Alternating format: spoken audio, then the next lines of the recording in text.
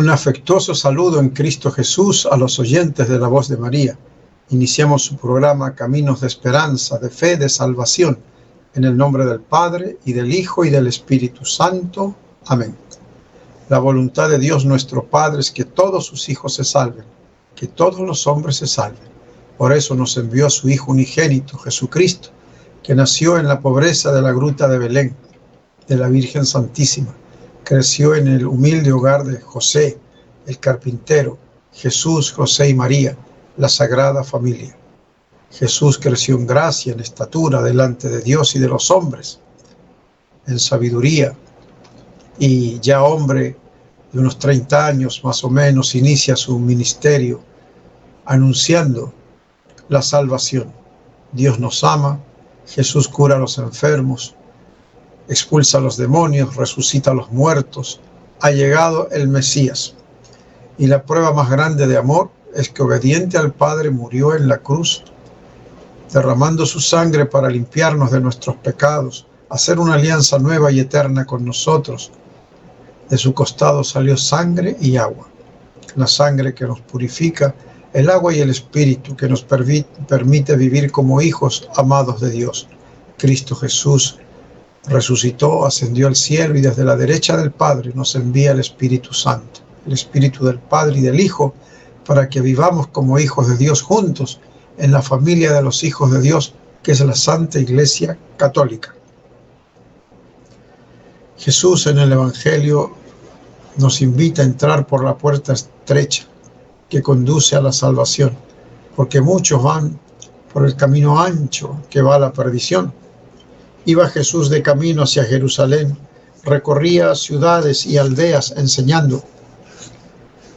San Lucas le da mucha importancia a este último viaje de Jesús hacia Jerusalén. Es el viaje hacia la muerte, hacia la resurrección y el triunfo final para salvar a la humanidad. En 3 años de apostolado, recorrió los 450 poblados de su pequeño país Israel, y en cada pueblo y ciudad enseñaba, y nunca se cansaba de predicar. A eso vino el Señor, a ser la luz del mundo.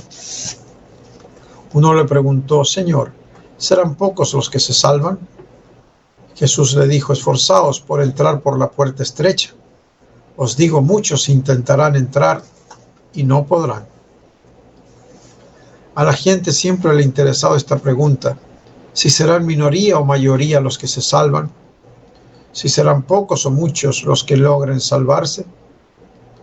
Jesús no quiso responder directamente a esta pregunta, pero por ahora dice, todos se pueden salvar, pero con tal de que elijan el camino estrecho y la puerta angosta. Esa puerta es el mismo Cristo Jesús. Yo soy el camino, la verdad y la vida, dice el Señor. Nadie va al Padre si no es por mí. Jesús declara que la entrada al reino celestial no es automática, que es el resultado y el premio de una lucha y de un constante esfuerzo de cada día. El cielo no es un estadio a donde, una vez conseguida la boleta más o menos barata de una vida mediocre, ya no hay que afanarse más para poder entrar. El cielo es para los que se esfuerzan, no para los flojos que no se sacrifican en nada. Hoy existe la enfermedad de la apatía, la falta de esfuerzo, la ley de lo más fácil, del mínimo esfuerzo, de lo que no cueste ninguna negación, una vida egoísta y cómoda. Pero viajar al cielo es navegar por mares tormentosos y hay que esforzarse fuertemente en remar si se quiere llegar a puerto y no dejarse arrastrar hacia el abismo por la corriente de las pasiones, del pecado. ¿Serán pocos los que se salvan? Le preguntan a Jesús, ¿cuántos son los que se salvan? Si Él responde la mayoría, entonces ya no nos esforzamos por santificarnos, pues de todos modos creemos que estaremos en la mayoría que se salvan. Si Jesús responde solo una minoría, pues entonces nos podemos desanimar porque no nos vamos a hacer la ilusión de que seamos tan buenos como los monjes o los ermitaños y los santos reconocidos por la Iglesia, que pertenecen a una minoría tan selecta. Más bien lo que responde el Señor es lo siguiente: la puerta de la salvación sigue abierta. La invitación a salvarse es para todos, pero la condición que se exige para entrar en el reino de los cielos es bien clara y bien precisa. Hay que entrar por la puerta estrecha, que es el negarse uno a sí mismo, el preferir el camino del sacrificio en vez de irse por la vía ancha del relajo, del vicio, de la despreocupación. Comamos y bebamos, que mañana moriremos, decían los paganos. Y muchos tienen esa misma mentalidad hoy. Estamos siguiendo con alguna modificación el librito del Evangelio explicado del padre Eliezer Salesman. Bien, tenemos ahí una imagen del librito y de la Santa Cena. Está Jesús allí con sus apóstoles, la última cena del Señor, y que la Iglesia sigue celebrando en la Eucaristía, obedeciendo a Cristo Jesús. Haced esto en conmemoración mía, cuando entregó el pan y el vino, su cuerpo y su sangre. Esforzaos por entrar por la puerta estrecha. Si al río se le deja desperdigarse por la llanura, se convierte en fangales inútiles llenos de plagas dañosas. Pero si se le represa y se lo envía por canales estrechos a los campos de riego o a la planta eléctrica, se convierte en luz y energía y en fertilidad para inmensas regiones. Así las energías de una persona, si se les deja desperdigarse libremente por los campos de sus pasiones y de sus antojos, se convertirán en una vida inútil y dañosa. Pero si se les impone una disciplina seria, entonces producirá frutos admirables para la propia perfección y para el progreso del mundo y el bien de los demás. Aquí se cumple lo que dice la primera lectura de hoy, que el imponer disciplina seria y fuerte es señal de amor y deseo de progreso. La disciplina. Bien. Ahora no está de moda la disciplina, ¿no?, que puede frustrar a las personas, que hay otros métodos mejores. Pero la verdad es que es importante disciplina y esfuerzo para dar excelentes frutos. Bien. Imponer disciplina seria y fuerte es señal de amor y deseo de progreso. La disciplina y el dominarse uno a sí mismo son como los rieles para un tren. No le dejan desbarrancarse por los precipicios, sino que lo llevan seguro hacia el destino que se le ha señalado. ¿Cuáles son esos rieles? Disciplina y dominio de uno mismo. Solamente quienes se deciden a viajar en la vida por la vía estrecha de la autodisciplina y de negarse a sí mismos lograrán conseguir la gloria del triunfo definitivo. Eso vale para esta vida y para la vida eterna. Y eso es imitar a Cristo Jesús. Por la puerta estrecha es lo que en la vida espiritual se llama ascesis.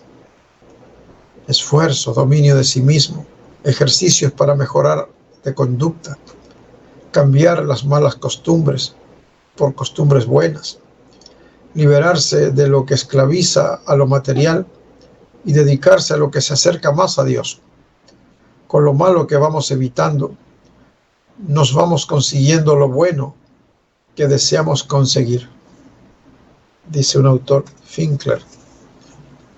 No es el puesto que ocupamos en la tierra ni el grado que tenemos en la sociedad lo que nos va a garantizar la entrada al reino de los cielos, sino el entrar por la puerta estrecha, que es el dominarse a sí mismo, a sus pasiones, instintos y malas inclinaciones, cada uno cumpliendo lo más exactamente cada día los deberes de su propio oficio. Se está consiguiendo el boleto de entrada al cielo. Ese cumplimiento exacto del deber diario es la puerta estrecha que conduce a la salvación, dice Santos Benetti. Fíjense, no está lejos la salvación si creemos en Dios, Padre, que envió a su Hijo Jesucristo y que desde el cielo nos envía en el Espíritu Santo. Si escuchamos la palabra de Jesús como lo quiere el Padre, este es mi Hijo amado, escúchenlo. Y seguimos por la puerta estrecha, que es Cristo Jesús, y cumpliendo nuestros deberes de cada día, por amor a Dios y amor al prójimo, avanzamos al cielo. La fórmula salvadora.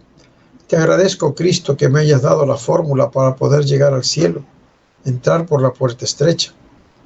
Esta es tu fórmula salvadora, y quiero examinarme para saber si la estoy cumpliendo. De veras mortifico mis ojos, cerrándolos ante escenas feas o lo que no debo ver. Los gasto mejor en leer siquiera 5 minutos al día la Santa Biblia u otras lecturas santas, o los dedico solo a leer periódicos y revistas superficiales.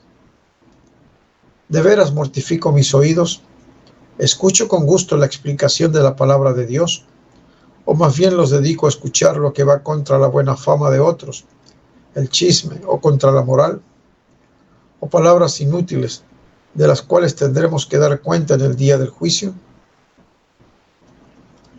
De veras domino mis pensamientos. Me dedico en Dios, en la eternidad, en planes para hacer el bien, en los favores que la bondad del Señor me ha concedido. O más bien, si destapan mi cabeza, verán hervir en mi cerebro los más asquerosos gusanos de pensamientos inmundos. ¿O pienso en las cosas buenas que ha hecho Dios y cada día hace por mí? ¿De veras me domino a mí mismo en lo que regalo? Mis regalos son solamente para el estómago, comida, para la piel, que van a devorar los gusanos en el sepulcro. Dedicarme a los trapos y telas, o para la vanidad, adornos,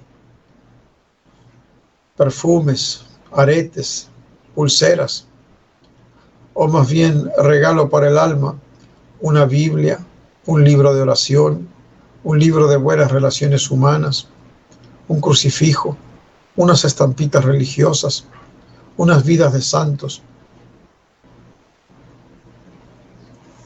una ayuda a los pobres. ¿De veras me sacrifico en mi oración? ¿No me acuesto jamás sin rezar cada noche mi Padre Nuestro y Ave María? O mejor, las 3 Ave Marías. Es una preciosa costumbre, dicen, las 3 Ave Marías de la pureza al acostarse. ¿No me levanto sin hacer la señal de la cruz? ¿No tomo jamás los alimentos sin darle gracias al buen Dios? ¿Me acuerdo del Señor para rezarle alguna pequeña oración mientras viajo o al salir de casa? Agradezco haber llegado a la casa, tener la luz del hogar y el pan de cada día. Sé decir un gracias a Dios, o bendito sea Dios cuando me va bien, un perdóname, Señor, cuando cometo faltas, o un hágase, Señor, tu voluntad, cuando me suceden cosas que me hacen sufrir. O más bien me acuesto como las gallinas, sin rezar nada, y me levanto como las vacas del potrero, sin hacer siquiera la señal de la cruz. O tomo los alimentos como los cerdos de las pocilgas, sin rezar nada, dando gracias. O viajo como los costales de yucas, sin rezar al Señor. O maldigo en mis horas tristes, y no bendigo a Dios en las horas felices. ¿De veras soy capaz de hacer sacrificios en el empleo de mi dinero? ¿Las limosnas que hago me dejan un poco más pobre? ¿O solo sé dar las migajas? ¿Lo que me sobra, lo que no me hace más pobre? Señor, llévame siempre hacia la puerta estrecha del sacrificio, para que logre encontrarme contigo en el reino eterno. Dice nuestro Señor, cuando el jefe de la casa se levante y cierre la puerta, os quedaréis fuera, y llamaréis a la puerta diciendo: Señor, Señor, ábrenos. Y Él os contestará: no sé quiénes sois. Entonces comenzaréis a decir: hemos comido y bebido contigo, y tú has enseñado en nuestras plazas. Pero Él os responderá: no sé quiénes sois, alejaos de mí, los que os habéis dedicado a obrar el mal. Esta es una de las páginas más estremecedoras del Evangelio. Es un aviso impresionantemente importante para los que pertenecemos a la religión, que no basta con declararse amigos de Jesucristo, pues si nos hemos dedicado a obrar el mal, Él nos rechazará de su presencia en el día de la cuenta final.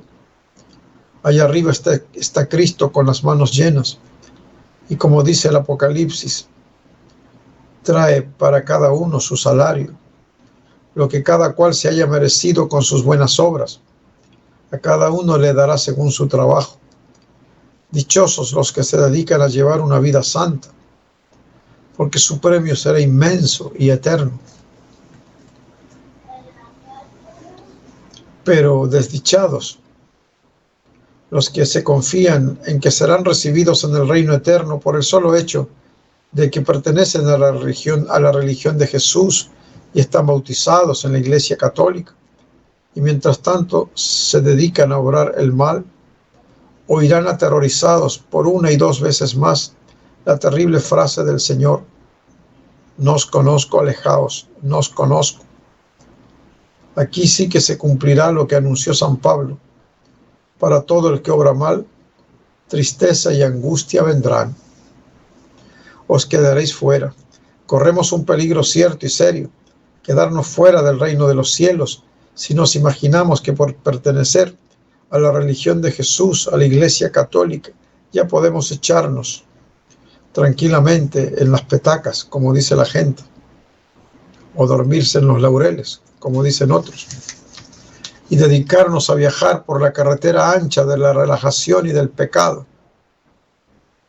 a comer, a beber, a bailar, a pecar, sin acordarnos de que solo por la puerta estrecha del dominarse a sí mismo se logrará ser recibido en el cielo. No os conozco. Qué triste y qué verdaderamente terrorífico debe ser escuchar de Jesucristo estas espantosas palabras. Eso significa que nuestra vida no le agradó. Oh Señor, que ni a mí ni a ninguno de mis amigos o familiares nos vayas a decir estas palabras, Señor. Que no se nos olvide nunca que tú nos puedes decir: no os conozco. Aunque hayamos sido de tu religión, si nos dedicamos a obrar el mal y no a hacer el bien, y que nos dirás: id malditos, aunque hayamos sido de tu religión, si nos dedicamos a obrar el mal, y que nos dirás: id malditos, aunque hayamos rezado, si no dejamos de ofenderte y seguimos obrando tranquilamente el mal. Tú has querido que el cielo no sea solamente un premio, sino un sueldo que hay que ganar, que al negarnos a nosotros mismos y al llevarnos la contraria, dedicándonos a hacer el bien y no el mal, logremos ganar el cielo de tu paraíso eterno. Nos dice el autor Granero. Hay últimos que serán primeros y primeros que serán últimos. Habrá sorpresas grandes en el reino celestial. Algunos brillan como un sol y después pasarán desapercibidos. Otros son ignorados. Hoy como una hormiga en un hormiguero. Y en el reino de los cielos brillarán como estrellas por toda la eternidad. Pidamos al Señor pues la humildad, pidamos la conversión para obrar siempre el bien y que el Señor nos reciba en el cielo.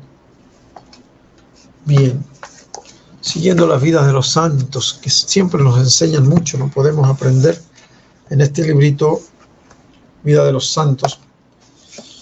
Hace poco, precisamente ayer, se conmemoró a San Luis, rey de Francia, San Luis IX, y a San José de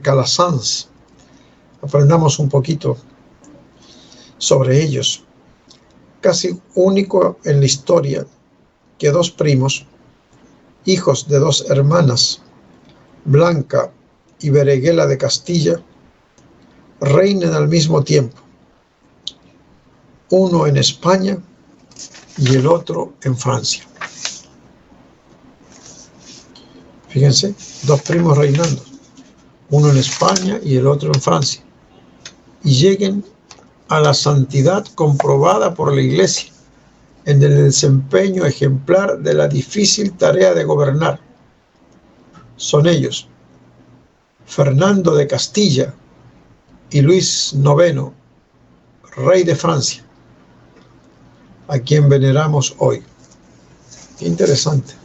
Yo no sabía que Fernando de Castilla era santo, ¿no? Y que era primo de San Luis, rey de Francia. Este santo, Luis IX, nació en Poissy en 1214.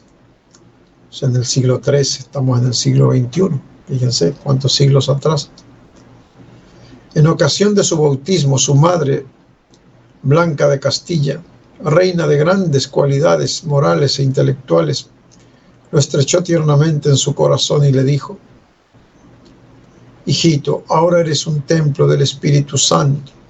Conserva siempre tu corazón puro y jamás lo manches con el pecado. El mayor empeño de la buena madre era inculcar en el espíritu del hijo un gran odio al pecado, y le repetía estas palabras: hijo mío, preferiría verte muerto y sin las insignias de rey, a saberte manchado por un pecado mortal. Estas y otras exhortaciones semejantes no dejaban de causar profunda impresión en el alma del niño. Recordemos a Santo Domingo de Guzmán, ¿no?, que murió a temprana edad. Decía: morir antes que pecar.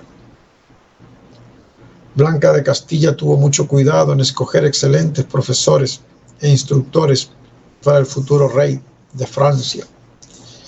Al morir su padre, Luis fue coronado rey a los 12 años, pero bajo la regencia de su madre Blanca de Castilla.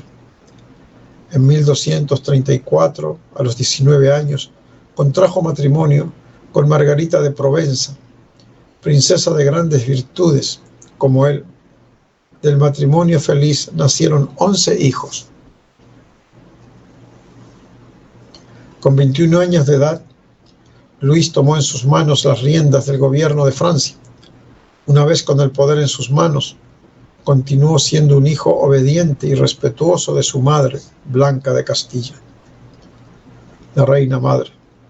Luis supo conciliar sus preocupaciones de gobierno con una piedad profunda, un espíritu de penitencia y una gran claridad y una gran caridad para con todos. Asistía diariamente a la Santa Misa y recibía el pan de vida, y se levantaba durante la noche para rezar los salmos. Cierta vez oyó decir que los nobles de la corte lo censuraban por ir a misa todos los días, pero Luis respondió que si él dedicara el doble del tiempo a los juegos o a la caza, nadie lo reprendería, que él lo que quería siempre era agradar a su Dios y no a los hombres. Su más grande preocupación durante su gobierno fue la administración de la justicia. Jesús siempre nos dice que lo más importante de la ley, la justicia, la misericordia, la fe, la fidelidad a Dios y al prójimo. Por esto dedicaba algunas horas por día a escuchar a cualquier persona que tuviera algún asunto que tratar. En la opinión del gran obispo Bossuet, nunca hubo un rey que llevara la corona de forma más santa y más justa que San Luis. Fíjense, escuchar algunas horas a los pobres o cualquiera que tuviera alguna preocupación, ¿no? Podía hablar directamente con el rey. Ahora qué difícil es encontrar cita para hablar con alguna autoridad, ¿no? Si es que le dan una cita, ¿no? Y si es que le escuchan. Bien.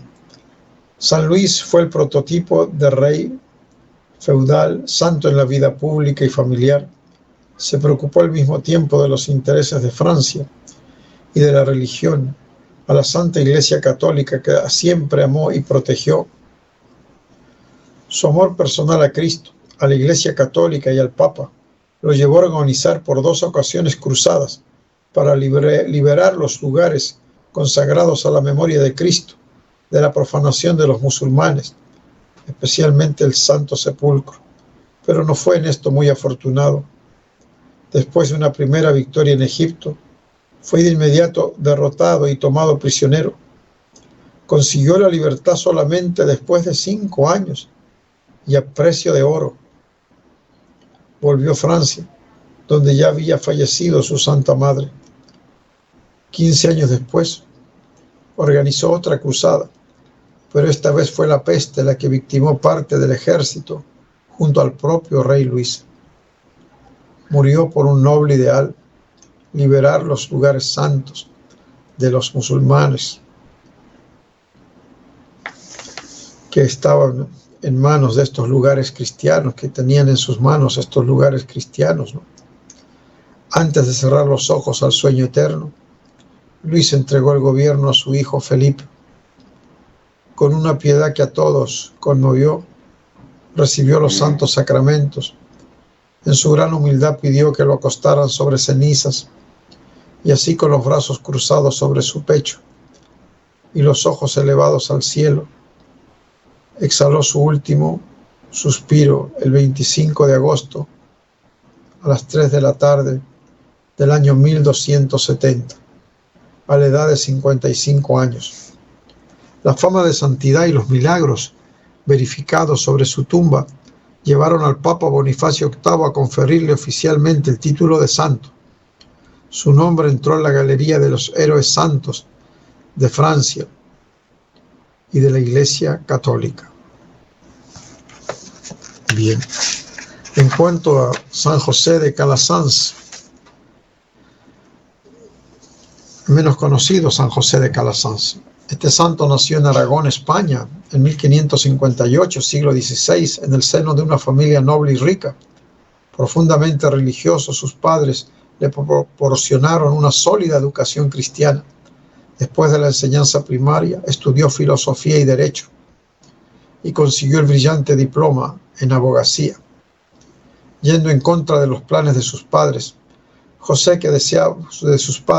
que deseaban que siguiera la carrera militar, José insistió en estudiar también teología en la Universidad de Valencia, con el secreto deseo de entrar en el estado eclesiástico y ser sacerdote. Para huir de las persecuciones de una dama noble e influyente, se trasladó a Alcalá, donde terminó sus estudios y se aplicó a los ejercicios de piedad y penitencia, oración y sacrificio. Sin embargo, su obispo, al reconocer en él extraordinarias cualidades intelectuales y morales, le dijo: tu vocación es la lucha directa por la construcción del reino de Dios. Tu campo de apostolado es la predicación y la dirección de almas. José le obedeció y por 8 años se dedicó a la actividad pastoral en parroquias, con evidente satisfacción y gozo de sus fieles. Pero Roma sería su principal campo de acción apostólica. Hacia allá se dirigió en 1592 y allí murió medio siglo después. Dios lo llamó para ser padre y fundador de una nueva familia religiosa que se dedicaría a la educación de los niños pobres. Como la de otros fundadores, la vida de San José de Calasanz se abrió camino entre dudas y titubeos hasta encontrar su vocación definitiva. En Roma entabló amistad con otros santos y se unió a la cofradía de la doctrina cristiana instituida por el Concilio de Trento para la enseñanza del catecismo. Allí fue que se comenzó a preocupar por la instrucción de los niños más pobres y desamparados. En 1597, José organizó la primera escuela gratuita. Nació así el Instituto de Escuelas Pías. Este instituto, formado por clérigos regulares, tenía la distinción de que sus miembros, además de los 3 votos religiosos tradicionales de pobreza, castidad y obediencia, emitían un cuarto voto, el de dedicarse a la instrucción gratuita de los niños pobres. El instituto fue reconocido en el año 1617 y elevado más tarde a la categoría de congregación religiosa. La enseñanza de los niños consumió todas las energías de José de Calasanz. La iniciativa de las escuelas gratuitas para niños pobres era una verdadera revolución en el campo social de la época, en la que el mercantilismo agravaba las diferencias sociales. Aún en vida del santo fundador, las escuelas pías de Roma se extendieron a otras ciudades y otros países como España, Polonia, Moravia, etc. Los últimos años de José fueron de pruebas terribles. Calumniado delante del Santo Oficio, fue juzgado y depuesto del cargo de general vitalicio del propio instituto. Así perdió todos los privilegios y fue reducido a una simple asociación sin votos. Al tener noticias de la sentencia del Santo Oficio, José de Calasanz, ya anciano, la aceptó con las palabras del santo Job: Yahvé dio, Yahvé quitó, sea bendito el nombre de Yahvé. Solo después de 8 años de la muerte de José, el Papa reconoció la inocencia del santo y de su institución y mandó otorgar otra vez los privilegios de la congregación religiosa. San José de Calasanz falleció en 1648 a los 90 años de edad. Dios lo glorificó con innumerables milagros. 100 años después de su muerte, fueron encontrados intactos su corazón y su lengua. Muy bien, San Luis, rey de Francia, y San José de Calasanz, rogad por nosotros. Siguiendo con el tema de la insuficiencia cardíaca, hay algunos fármacos importantes que se utilizan, ¿no? Antiguamente se utilizaban más los diuréticos, pero ahora se utilizan más estos nuevos fármacos, especialmente el sacubitrilo valsartán. El nombre comercial más conocido es Entresto. Es una combinación de una inhibición del receptor de angiotensina neprilicina. Tiene 2 componentes: un inhibidor del receptor de angiotensina, que es el valsartán, y un inhibidor de la neprilicina. La neprilicina es una endopeptidasa neutra que interviene en la degradación de péptidos vasoactivos, entre ellos los péptidos natriuréticos, la bradicinina, la adrenomedulina. En definitiva, este fármaco aumenta la disponibilidad de estos péptidos, lo que tiene un efecto favorable a la insuficiencia cardíaca. Tiene un efecto diurético suave. En cambio, el sacubitrilo asociado al valsartán demostró ser superior al enalapril, que era usado antes para reducir la mortalidad y los reingresos hospitalarios en pacientes con insuficiencia cardíaca de fracción de eyección reducida. O sea, es poco lo que sale de sangre del ventrículo izquierdo, ¿no? De la clase 2 a 4 de la New York Heart Association, la Asociación de Nueva York del Corazón, que mostraban tolerancia estable al tratamiento con inhibidor de la ECA o bloqueantes de los receptores de la angiotensina. Bien, entonces, es un fármaco relativamente nuevo. Antes se utilizaba solo el enalapril o solo el valsartán. Ahora se utiliza valsartán más sacubitrilo. El nombre comercial Entresto, para los pacientes que sufren de insuficiencia cardíaca, que tienen su corazón grande, que es un corazón que no puede bombear bien. Por lo tanto, el paciente tiene acumulación de líquidos en los pulmones. Puede ser también en el hígado, en las extremidades. El paciente se agita, se cansa, no duerme bien. El uso de sacubitrilo valsartán o Entresto está aprobado en pacientes con insuficiencia cardíaca de fracción de eyección reducida y síntomas de la clase 2 hasta la clase 4 de la NIA, ¿no? Esta clasificación ya antigua, ¿no? O sea, pueden utilizar los pacientes que tienen una insuficiencia cardíaca moderada o una insuficiencia cardíaca grave. La incidencia de angioedema, o sea, si se produce un edema de ciertos tejidos blandos, ¿no? Puede ser los labios, la garganta, etcétera, ¿no? Y esto es peligroso. La incidencia de angioedema aumenta con el tratamiento con este fármaco en comparación con los inhibidores de la ECA anteriores, 0,5% frente a 0,2%. Por suerte es poco, ¿no? Y requiere un periodo de lavado previo del fármaco en anterior, por ejemplo, el enalapril de 36 horas, sin tomarlo antes de iniciar el tratamiento con Entresto. La incidencia de angioedema fue comparativamente superior en pacientes afroamericanos, 2,4% frente al 0,5%. O sea, en los negritos hay que tener más cuidado que no se presente este hinchazón, ¿no? O edema, que puede ser peligroso, ¿no? Muy bien.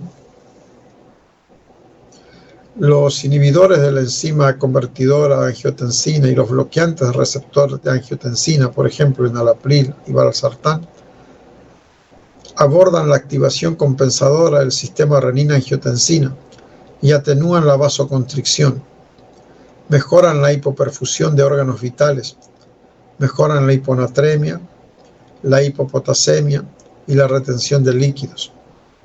Estos fármacos deben usarse como tratamiento de segunda línea si los pacientes no pueden tolerar o costear el sacubitril valsartán. Bien, conocidos también como ARNI, inhibidores de la neprilicina y del receptor de angiotensina, ¿no? Bien.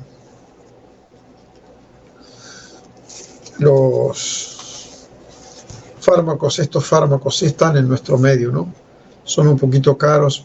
Hay dos, todos cuestan lo mismo, el de 50, el de 100 y el de 200.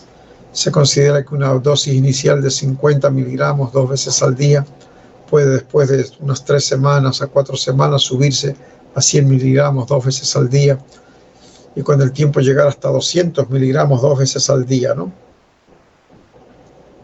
Bien. Hay otro tipo de fármacos que se utilizan, que es la espironolactona y la epleronona y la finerinona, ¿no? Conocidos como antagonistas de los receptores de los mineralocorticoides, o ARM. Atenúan la retención de sodio, la reactividad vascular, el estrés oxidativo, la inflamación y la fibrosis. Interesante, ¿no? O sea, tienen varias utilidades estos fármacos, que son diuréticos suaves, ¿no? A diferencia de la furosemida, que es un diurético más potente. Estos antagonistas de los receptores de mineralocorticoides, o ARM, repito, atenúan la retención de sodio, o sea, menos sodio, menos hinchazón, por lo tanto, la reactividad vascular para que no se contraigan tanto los vasos sanguíneos. También disminuyen el estrés oxidativo, disminuyen la inflamación y la fibrosis.